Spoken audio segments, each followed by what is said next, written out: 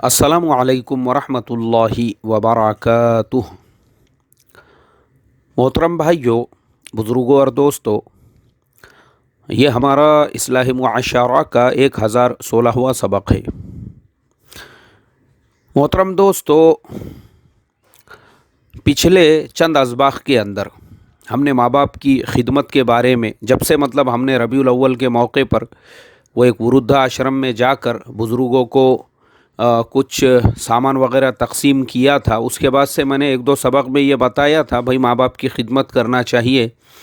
और बूढ़े और बुज़ुर्ग लोगों से भी ये दरख्वास्त की थी कि अपने ज़िंदगी में कभी भी गलती से भी भूल कर भी अपनी प्रॉपर्टीज़, अपनी दुकानें, अपनी जायदाद, अपना बैंक बैलेंस, अपने एफडी के पैसे, अपने पीएफ के पैसे अपनी औलादों के हवाले नहीं करना चाहिए। और फिर एक सबक में मैंने बताया था भाई दिल जीतो, दिल, माँ बाप का भी दिल जीतो, जिस ऑफ़िस के अंदर काम करते हैं वहाँ के मैनेजर का दिल जीतो, जिस दुकान में काम करते हैं वहाँ के सेठ का दिल जीतो, जिस कारखाने में काम करते हैं वहाँ के मालिक का दिल जीतो, दिल जीतना सीखो। अब ये सारे जो असबाक़ है मेरे मोहतरम दोस्तों, अभी मैं आपको रिएक्शन बताता हूँ, पब्लिक रिएक्शन। अभी चूँकि 1000 से ज़्यादा सबक हो चुके हैं तो मुझे कैसे कैसे एक्सपीरियंस हुए हुए है मैं आपको क्या बताऊँ। लोग जो है ना, लोग वो आज के ज़माने में हक़ भी जो चाहते हैं वो उनके अपने मिजाज के मुताबिक चाहते हैं। अगर हक़ की बात भी उनके मिजाज के ख़िलाफ़ जा रही है तो वैसा हक़ भी उनको काबिल क़बूल नहीं है। बहुत सारे लोग हैं जो क्या करते हैं, मुझे मैसेज करते हैं, कभी फ़ोन करते हैं, बात करते हैं, बोलते हैं हाजी अड़त, आपका बयान सुन सुन कर मेरी लाइफ में तो इनकलाब आ गया, चेंज आ गया, ज़िंदगी बदल गई। मैं तो रोज़ आपका सबक सुनता हूँ, पूरी फैमिली के साथ में सुनता हूँ, रात में नींद नहीं आती जब तक आपका सबक नहीं सुनता हूँ। बहुत सारे लोग मुझे ऐसे मैसेजेस वगैरह करते रहते हैं। लेकिन क्या होता है, जब उनके मिजाज के ख़िलाफ़ मैं कोई सबक भेज देता हूँ तो उस वक्त उनको ऐसा लगता है जैसे हाजी अड़त ने मेरे दुम पे पैर रख दिए। उसके बाद में वो कूँ कूँ कूँ कूँ कूँ करना शुरू कर देता है। अभी मैं आपको उसकी मिसाल दे के बताता हूँ। जैसे मिसाल के तौर पर एक आदमी वो बहुत बोल रहा है, हाजी अड़त मैं आपका सबक रोज़ पाबंदी से सुनता हूँ, और मैं अगर शादी के सादगी पे एक बयान भेज दूँ और उस आदमी ने वलीमे के अंदर हज़ारों लाखों रुपये ख़र्चा किए हुए हो, उड़ाए हुए हैं, उसको बहुत बुरा लगता। ऐसे ही एक आदमी लड़की वालों से उसने जोड़े की रकम ली है, 10 लाख 15 लाख रुपये, और मैं अगर ऐसा कोई सबक उसके ख़िलाफ़, क्योंकि अक्सर असबाक़ तो हमारे सादगी वाले निकाह के ऊपर ही आते हैं, वो फ़ौरन जो है मुखालिफत पे उतर जाता है। बहुत सारे लोग देखा मैंने, या फिर किसी आलिम दीन से, किसी अल्लाह वाले से उसका मिजाज नहीं मिलता है और मेरा मिजाज मिलता है, मैं उनको अपना अकाबिर समझता हूँ, अपना बड़ा समझता हूँ, और मैं ज़रा उनकी तारीफ़ में 2-4 जुमले बोल दूँ तो जल भुन कर जो है धुआं निकलना शुरू हो जाता है। क्यों? यही आपका इखलास है, यही आपकी मोहब्बत है, यही आपका खुलूस है? नहीं, पता चला ये नफ्स परस्ती है ये, और नफ्स परस्ती वाले इस्लाम पे आप अमल कर रहे हो। बहरहाल अभी मुझे ये बताना है, ऐसे ही ये जो माँ बाप के हुकूक वाले असबाक़ मैंने 2-3 भेजा, उसमें भी मेरे साथ में ऐसा ही हुआ। कुछ अल्लाह के बंदे तो ऐसे हैं जिनको अल्लाह ने समझदारी अता फरमाई है। जैसे हमारे पूना का ही एक नौजवान है, जो पूना के अंदर एक एरिया है उसको एनडीए कहते हैं, माशाअल्लाह हमारे इस्लाही मुआशरा का मुआविन भी है। अल्लाह बेचारे को जज़ाए खैर दे, उसकी मोहब्बत को कबूल फरमाए। उसने मुझे मैसेज किया, मौलाना बोले पूना में कोई अच्छा टूर्स एंड ट्रैवल्स है उम्रा हज के लिए जाने के लिए? मैंने एक टूर्स एंड ट्रैवल्स वालों का नाम वगैरह उनको भेजा। मैं बोला भाई ये है, क्योंकि हमारे अक्सर लोग इससे जाते आते रहते हैं तो मैंने इसके फ़ीडबैक ज़रा अच्छे पॉजिटिव सुना हुआ हूँ। क्यों? मैं बोला क्या बात है, जा रहे उम्रे के लिए? बोले नहीं, मैं वो आपने जो सबक में बोले ना माँ बाप का दिल जीतना चाहिए, तो मैं भी चाहता हूँ मेरे माँ बाप का दिल जीतूँ, और उनका दिल जीतने के लिए सिर्फ मैंने अपने रवैये को चेंज कर दिया। माँ बाप के साथ प्यार, माँ बाप के साथ मोहब्बत, और उनका दिल जीतने के लिए ही मैं उनको उम्रे के लिए भेजना चाह रहा हूँ। मैंने दुआ किया, ऐ अल्लाह ऐसी औलाद हर माँ बाप को अता फरमा, और ऐसी औलाद के जान में, माल में, इज़्ज़त में, आबरू में, कमाई में बरकत अता फरमा। ये औलाद माँ बाप की आँखों का नूर है, उनके दिल का सुरूर है, उनके दिल का चैन है। ये तो ऐसी तो औलाद होना चाहिए, साला एक सबक सुनने के बाद में लाइफ में इतना परिवर्तन आ गया, वो बंदा अपने माँ बाप को उम्रे के लिए ले जाने के लिए तैयार हो गया, सिर्फ उनका दिल जीतने के लिए। मेरे मोहतरम दोस्तों, लोग ऐसे हैं जिनको अल्लाह ने सआदत वाला दिल अता फरमाया है, ऐसे लोग हैं। और जो खबासत वाले हैं वो भी मैं आपको बताता हूँ, वो लोग भी सबक सुनते हैं, सारी चीज़ें करते हैं, लेकिन जैसे ही मैंने उस सबक के अंदर ये कहा, भाई माँ बाप ने अपनी औलादों को अपने पैसे, अपनी जायदाद, अपनी प्रॉपर्टीज़, अपनी दुकानें बिल्कुल नहीं देना चाहिए, क्योंकि ये पोट्टे, ये दलिंदर, ये मनहूस माँ बाप की प्रॉपर्टीज़ पे कब्ज़ा करके, माँ बाप की दुकानें अपने हाथों में लेकर, वही माँ बाप को भीख का कटोरा देकर 50-50 रुपये का मोहताज बनाते हैं। नहीं देना चाहिए। तो एक साहब ने, हमारे एक बहुत अजीज़ दोस्त है, उन्होंने ग्रुप के अंदर वो सबक डाल दी है। तो मैंने देखा है, एक जो है ऐसा पूरा जल भुनकर काला पीला ऊदा नीला गुलाबी हरा लाल हो गया, पूरा धुआं निकलने लगा, और उसके नीचे उसने गालियों की बौछार कर दिया हमारे सबक के नीचे। क्यों? पता ये चला हमारा सबक सुनने के बाद उसके वालिद साहब अपना 1 करोड़ रुपये का फ्लैट बेचकर, 3 या 4 बेटे थे, मतलब 1 बेटी 3 बेटे, ऐसा कुछ मसला था उनका, उनके बीच में जो है प्रॉपर्टी तकसीम कर देने वाले थे। हज़रत का माइंड सटक गया, हज़रत का पूरा यानी जो थिंकिंग और जो सोच थी वो एकदम से चेंज हो गई। क्यों? उन्होंने बोले नहीं, मौलाना साहब तो बिल्कुल सही बोल रहे हैं। अरे भाई, 1 करोड़ का फ्लैट है, मैं अगर इन लोगों के हवाले सारी प्रॉपर्टी पूरा बांट दूंगा, मैं क्या करूंगा? अभी मैं भी तो ज़िंदा हूँ। सही बात है उनकी कि मीरास जो तकसीम होंगी माँ बाप के कब्र में जाने के बाद में, तो हमारे जाने के बाद में तुमको क्या करने का करो, लेकिन जब तक हम ज़िंदा है हमको कम से कम किराया मिलेगा, तो हम शाही ज़िंदगी गुजार सकेंगे आराम से, इत्मीनान से, 50 रुपये के किसी के पास मोहताज नहीं रहेंगे। सही तो बोल रहे ना वो? तो वह हज़रत ने वो सौदा कैंसल करा दिए। बयआना जो रहता ना, क्या बोलते हैं उसको, बयआना जिसको बोलते हैं, यानी कोई चीज़ ख़रीदने से पहले थोड़े से पैसे देते हैं, वो पैसे भी उन्होंने वापस कर दिए। बोले नहीं भाई, अब नहीं बेचने का है। तो वो जो अल्लाह का बंदा था, ऐसा ऐसा पूरा तिल मिला के ऐसा थल थल थल थल थल थल। क्यों? पता ये चला कि बाप की खिदमत करना छोड़ के, ये औलादे है हमारे ज़माने की, ऐसे ऐसे दलिंदरों को मैं देखता हूँ ना, मनहूसों को, सालों को 40-40 साल के भी हो गए तो अक्ल नहीं है इनको, अभी भी बाप के टुकड़ों पे पलना चाहते। अरे अक्ल लो रे, तुम्हारी ये उम्र जो है ना माँ बाप को पालने की है, तुम्हारी 40-40 साल के डंगरे हो गए तुम, तो अभी भी तुम्हारे माँ बाप ने कोई ठेका, कोई गुत्ता नहीं लिए हुआ है कि वो तुम्हारे पेट भरेंगे और तुम्हारी औलादों के भी पेट भरेंगे और पोतरे और नवासों के भी पेट भरेंगे।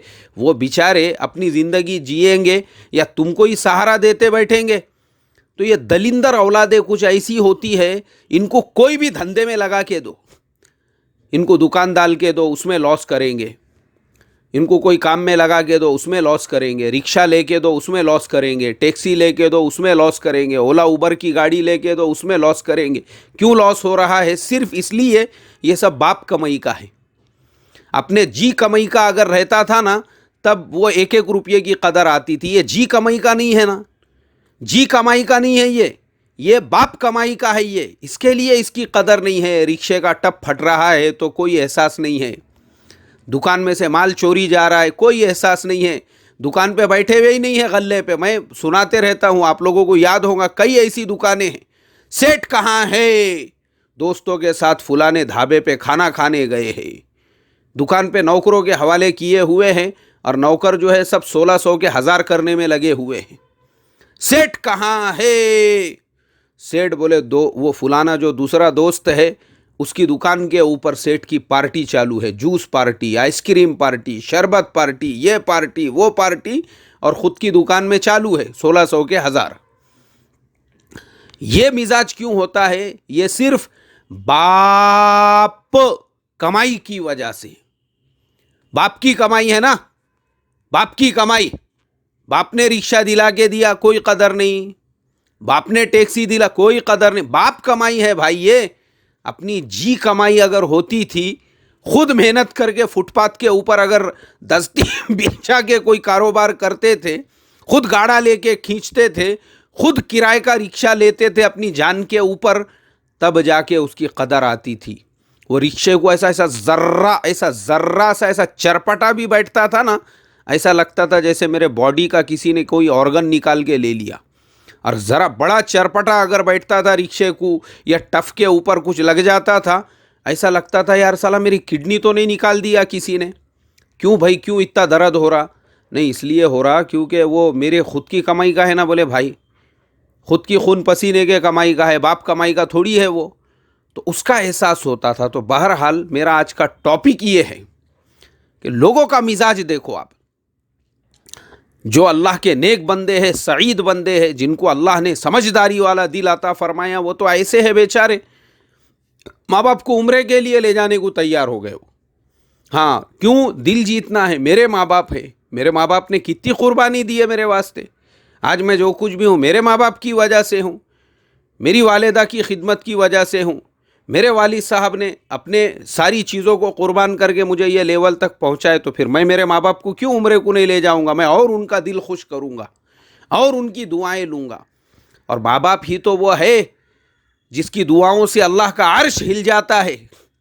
देखो जाके हदीस की किताबों में, सबसे ज़्यादा अल्लाह के नज़दीक जो मकबूल दुआ होती है वो उस बाप की दुआ होती है जो अपनी औलाद के लिए मांगता है, और उस औलाद की दुआ होती है जो अपने माँ बाप के लिए मांगता है। ये दो दुआएं रद्द नहीं होती, एक बात हमेशा याद रखो। तो आज के हमारे ज़माने की औलादें माँ बाप की दुआएं ही नहीं ले रही है, वो तो उनकी आहें ले रही है। हाँ, तकलीफ दे देकर उनके दिल के अंदर से बद्दुआएं ले रही है।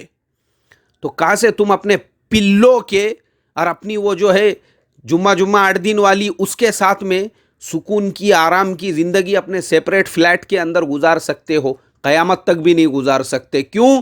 क्योंकि तुम्हारे घर में सब होगा, ऐश होगा, टीवी होगी, फ्रिज होगा, वॉशिंग मशीन होगी, अवन होगा, सब होगा, लेकिन माँ बाप की दुआएं नहीं होंगी।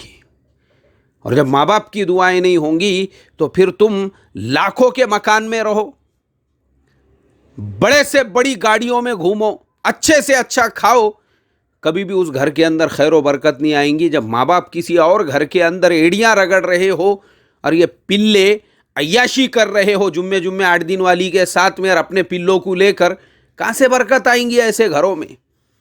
तो बहरहाल फिर मैं मेरे टॉपिक पे वापस आता हूँ। तो जब हमने वो कहा, तो एक बेटा तो वो है जो माँ बाप की दुआएं लेने के लिए उनको खुश करना चाहता है, और दूसरा बेटा मौलाना को गालियाँ देने में लगा हुआ है, मौलाना को बुरा भला बोलने में लगा हुआ है। मौलाना का सबक इसको क्यों पसंद नहीं है? इसके दुम पे पैर गिरी बाबा, दुम पे कू कू कू कर रहा है ये, इसकी दुम पे पैर गिर गया इसके, क्योंकि मौलाना ने इसके माँ बाप को मशवरा दिए ऐसे पिल्लों को। अब वो पिल्लों के आगे भी एक लफ्ज़ आता है, मैं नहीं बोलूँगा, हमारी माँ बहनें जो सुनने वाली है ज़रा बुरा लगेगा उनको। तो ऐसे पिल्लों को, माँ बाप के नाफरमानों को अपनी प्रॉपर्टीज़ का मालिक मत बनाओ बोल के, तो बुरा लग गया उसको। दिल के अरमा आंसुओं में बह गए। उसकी जो प्लानिंग थी ना, जो प्रोग्राम था, बाप से 25 लाख जो आएंगे, मैं ये करूँगा, वो करूँगा, ऐसा करूँगा, वैसा करूँगा, वो सब पूरे उसके ऊपर पानी फिर गया ना। इसके लिए अब गालियाँ निकल रही हैं, इसके लिए जो है ज़ुबान से ऐसे अल्फाज निकल रहे हैं। तो मेरे मोहतरम बुजुर्गों, दोस्तों, मैं फिर एक मर्तबा यही कहूँगा, अरे दिल जीतो, माँ बाप के दिल जीतो, पैर दबाओ माँ बाप के, पैर धो उनके, पैरों को बोसा लो। बोसा मतलब इंग्लिश में जिसको किस करना कहते हैं। अपने माँ बाप के पैरों को किस करो, किस, तलवों को किस करो, अपने माँ बाप के पैरों के ऊपर किस करो कि हमारे माँ बाप के पैर है, और वो पैर आंखों को लगाओ, आंखों को सवाब मिलेगा आपको, सवाब। वो माँ बाप के पैर दबाओ, उनके पैर, खिदमत करो उनकी, अपने हाथों से खिलाओ उनको, दिल जीतो। और देखो, जब आदमी दिल जीतता है ना, अल्लाह ताला खुद ये चीज़ें भीख मांगने की ज़रूरत नहीं रहती। मैं एक आपको मेरा मुख्तसर वाक़िया सुनाकर, सबक का टाइम भी हो गया, मेरे नाना जान हैं, मैं जहाँ जाता हूँ उनकी तारीफ़ करता हूँ। हमारे नाना ऐसे, हमारे नाना वैसे, हमारे नाना ने हमको यूँ पढ़ाए, हमारे नाना ने हमको त्यों पढ़ाए, हमारे नाना हमको ऐसा खिलाते थे, हमारे नानी हमको वैसा पिलाते थे। नाना खुश हो गए। एक दिन नाना ने मुझे बोले, अरे बोले यार वो तुम्हारे अम्मी का जो हिस्सा है उसमें से मैं 2 एकड़ ज़मीन तुमको दे देता हूँ। मैं बोला अब्बा मैं क्या करूँगा 2 एकड़ ज़मीन लेके, मुझे नहीं चाहिए तुम्हारी 2 एकड़ ज़मीन। मैंने मेरे भाई से फ़ोन पे बात की, उसने बोला मैं भी क्या करूँ बोले ज़मीन लेकर, मुझे भी नहीं चाहिए। मैंने कहा देखो शरअन तो हमारा कोई हक़ बनता ही नहीं है जब हमारी वालिदा ही नहीं है, लेकिन अगर देना भी चाहते हैं हमारी बहन को दे दो, हम दोनों की तरफ से भी जो है इस पर रजामंदी है। मेरे मोहतरम दोस्तों, सिर्फ तारीफ़ कर कर के नाना ज़मीन देने को तैयार हो गए। अल्लाह उनकी उम्र में बरकत अता फरमाए और हम सब को ऐसे ही माँ बाप का दिल जीतने वाला बनाए। अस्सलामु अलैकुम वरहमतुल्लाहि व बरकातहू।